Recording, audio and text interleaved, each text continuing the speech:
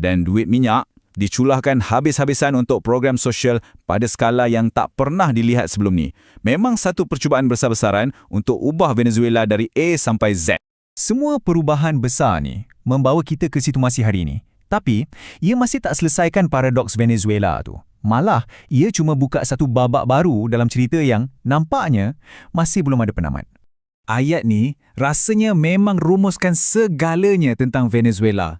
Kaya dengan sumber alam tapi macam terperangkap, tak tahu nak pergi mana. Dari zaman Columbus sampailah zaman Chavez, soalannya tak pernah berubah. Macam mana nak tukarkan kekayaan dalam bumi tu kepada kemakmuran sebenar untuk semua orang? Jadi, saya nak tinggalkan anda dengan soalan ni untuk difikirkan.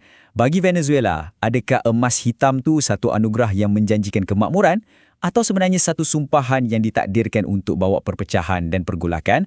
Nampaknya sampai hari ini sejarah masih belum bagi jawapan yang pasti. Terima kasih kerana bersama saya dalam perkongsian kali ini.